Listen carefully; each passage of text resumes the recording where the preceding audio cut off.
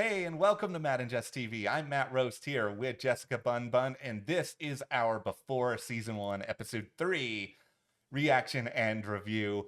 We both really loved the first two episodes, and I think we were both going into this hoping that Billy Crystal and the show would live up to the expectations that we had. How are we feeling about it now? Oh, I'm feeling really good. There are so many different theories and ways that this show could be going. It is so exciting. It's been a long time since we've had Mhm. a thriller like this, like a straight thriller Yeah. that really has a bunch of different roadways that this could be going on. Yeah, it's really interesting because I've seen some critical reaction to this show being a little bit mixed, and I'm just sitting back and thinking, Nah, like, what am I missing here? Because I think this show is fantastic. It's it dark is. and moody. I mean, then again, there's a lot of critics out there who seem to like Teacup, which neither one of us were particularly that fond of. Bruh. So No. it's just, opinions don't always line up. But I think this show is doing a really interesting job of establishing a mystery, but also still giving us clues, reveals, things that are left where we're kind of wondering, like, what does that mean? What is that? Like, we're coming out of this episode with what seems on the surface to be a potentially huge reveal. Absolutely. That ending, I mean, did Eli kill her?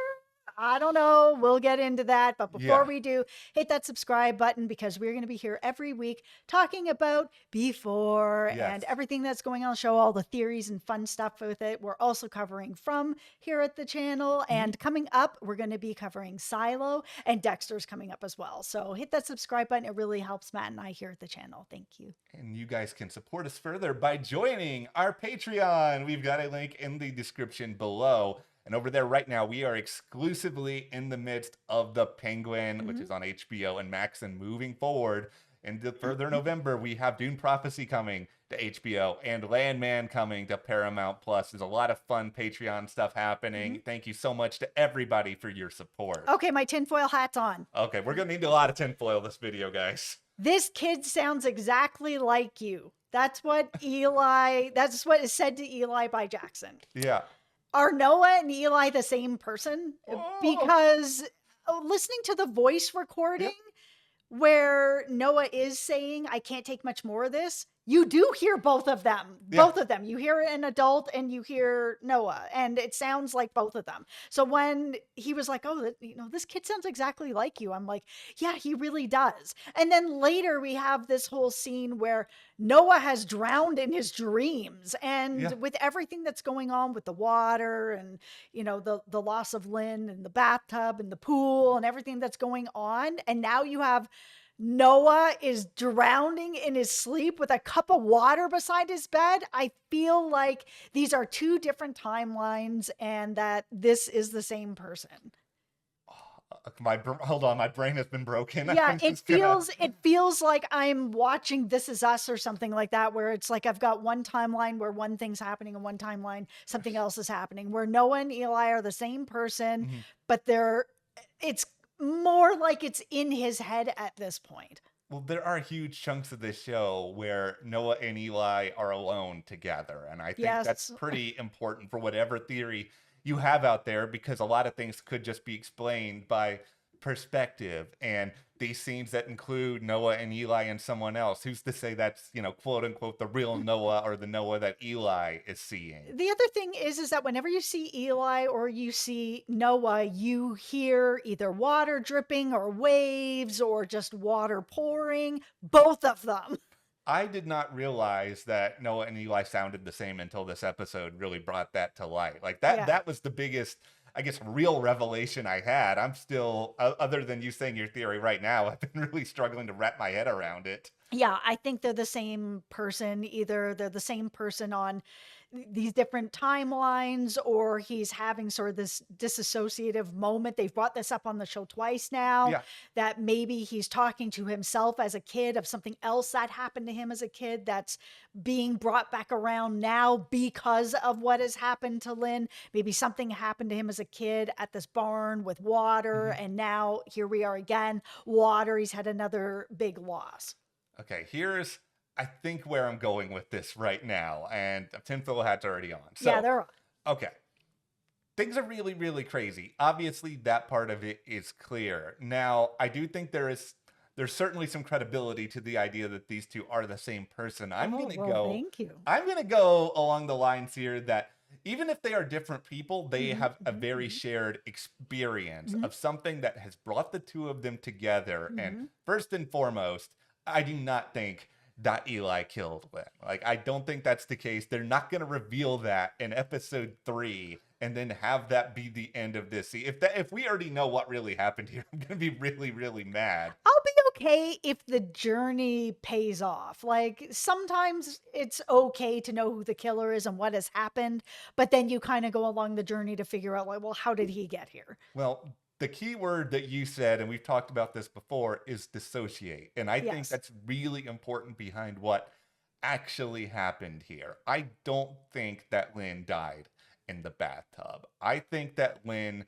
drowned in that pool. And I think she drowned in that pool by somebody. And that Eli was there when it happened, and Noah was there when it happened. And Noah may have been there for a totally different reason, with somebody totally separate. He may be related in some way to the person that's responsible for it. But because the event that happened was so traumatic, they have both dissociated away from it, where their mind can't comprehend that that moment really happened, and that somehow whoever this killer was has found a way, and psychologically this is easily possible, for Eli to think that Lynn drowned in the bathtub. He might have found a way to set that up. He might have found a way to set something up where the farmhouse is involved and a part of this as well. But I think that Noah was there. I think that Eli was there. I think the whole bathtub thing is just a little bit of a red herring, but it explains why both of them are seeing water. And it also would explain to me why Noah continues to think that Eli is responsible, because he just may remember somewhere in his subconscious, okay, something really, really bad happened. This guy was there. He must be the bad guy. And that's why he's saying, I know what you did. And why, Lynn is calling Eli a liar, because his story's not true, but he can't remember what the real story is because it's buried so far in, and he's just thinking worst case scenario, oh, I must have killed her. I feel so much guilt that must be what actually happened. Yeah, we've seen that pool so many times, and the Yeah. tile in the bathroom is the same tile that's at the pool. So I think that's probably why he's moved Lynn to the bathtub, because that tile is exactly Yeah. the same. And we also saw this, I guess, flashback where we had, Lynn coming up and saying, "Hey, like you're leaving? Yeah, I'm going to the pool, and then I'm gonna go pick up some food." Yeah. Then he just goes to the pool and sits there and is watching someone swim. I'm just like, nobody just goes to the pool Yeah. to not participate in pool life and is just Yeah. watching strangers swim around. Why are you at the pool? I think that the theory that Lynn, if she's the one who actually died, and it's, there's the theories out Yeah. there that Eli's the one that's actually dead, and he has seen himself die way too many times already for just episode 3 Yeah. and at the pool. So, I mean, somebody has died and they've died at this pool. Like, it doesn't feel like it's in the bathroom. Make a very, very good point about this pool, mostly just because outdoor pools, maybe I can accept it a little bit better. But indoor No. pools, it just smells like chlorine in the entire room. It's just like really humid and gross. There's nothing appealing about going to an indoor pool just to watch. No, it's so weird because it's not even like, oh, it's a really sunny day and I'm Yeah. going to this outdoor pool. I'm just going to lay out on know. a chair, whatever. He's just sitting there, fully not in a bathing suit, watching people at the. I'm just going to the pool. It was Yeah. so weird. Don't know. There's nothing about that makes any sense to me No. at all. But No. I think the show clearly wants to sort of throw us around in all of these sort of different directions and play around with the connection between Noah and Eli. And Yeah. is it possible that there's something supernatural that's going on? Sure. But Maybe Noah has Lynn inside him, like the body snatchers or teacup.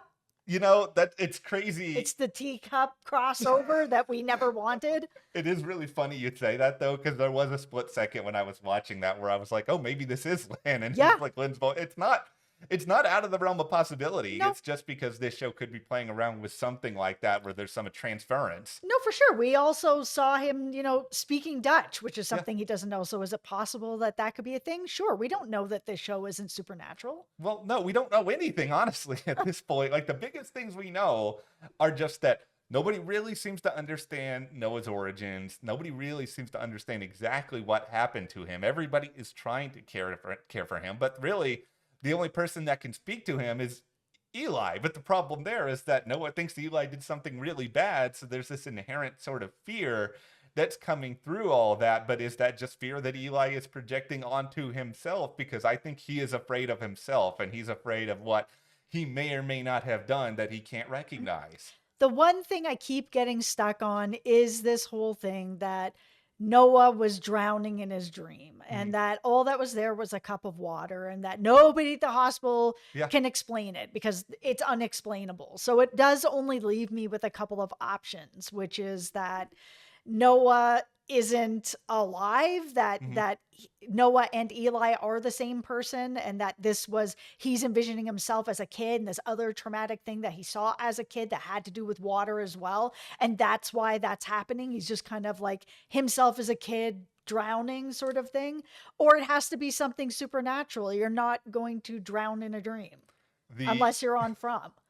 That is true. Now, there are a couple of just very interesting surface level things here that I think we're supposed to keep in mind. I mean, one of them obviously is the title. We mentioned that in the premiere review, but especially after you brought up earlier the idea that Noah and Eli are the same person, then you can view Noah as sort of Eli before. Mhm. But then also the names themselves of Noah Mm. and Eli. I mean, you want to talk in sort of a biblical sense here. You have Noah's Ark, which is Right. obviously the great flood is coming. And there's got to be some sort of symbolism or meaning behind that, where maybe Noah is the person who can save Eli from the floods of his brain in some shape or form. Yeah, it could be. They're leaving a lot of possibilities open, which I do really like. But I also like that the show is offering pushback on a lot of this because nobody is in Eli's position. They want to try to understand, like his daughter wants to try to understand him, but nobody can really get there at the same time. No, the only person that's really pushing back, besides his therapist a little bit, is Lynn. And I mean, she's dead, Yeah. seemingly, but she's there in the corner calling him a liar, like really trying to push him out of this space that he's put himself in where he has this story that he's told over and over again Yeah. about how, Lynn was dying and they had this sort of thing where he was like, oh, it was a good day for her. And, I went to the pool and then I picked up food and I brought back and then she was gone sort of thing. And then we have her yelling in the corner, you're a liar. And then this vision that he has of him like choking her, where it's kind of like, where's the truth? Like, it feels like, yeah, he's not telling everything, Yeah. but I don't think that he's actually choking her. I think it's No. just something that is in his mind that he feels like he could have done more and he didn't. Yeah. Maybe like you said, he saw somebody do something to her and he was unable to help. Yeah, and he's just manifesting it in this really bad way because he's basically his body and his mind separated in that moment, and they're not fully together. Now, I have a breaking theory alert here. This Oh, is beep, something. beep, beep, beep, beep, beep, beep, Thank beep. you. This just in, meaning I've literally just thought about this. Great. Okay. Here's where things could be going moving forward, because the biggest problem I'm having with everything right now is this stinking farmhouse. I don't understand it. I don't know what the connection is. It doesn't have anything to do with water. And I think that's why it's really, really throwing me off. So here's how I'm going to try to make sense of it. And this would give the show another sort of level of emotional stakes as well. Because obviously we want to know what really happened to Lynn. Mhm. That's a part of it. But is there a way that the farmhouse is a clue for wherever the killer is, or whatever the killer is going to do next? And in order for that to really be pieced together, Eli and Noah have to find a way to kind of come together and make sense of that. And that would create another sort of stakes here, because I kind of feel like somebody's eventually just going to try to lock Noah up, because he's just going to go more and more unhinged. And the more this happens, the more people are going to worry about him. They're not going to believe him. And then he's not going to even be able to see Noah anymore. Okay, I think because I think Eli and Noah are the same Mm-hmm. person, I think that the reason that Noah knows about this farmhouse is that this is something from Eli's past and that something happened with water up at that farmhouse, whether it was, he drowned Yeah. and was okay, got out of it, but had trauma from it, whatever it is. Something happened at that farmhouse, I think, to Eli as a kid, Yeah. Noah, Eli, whatever.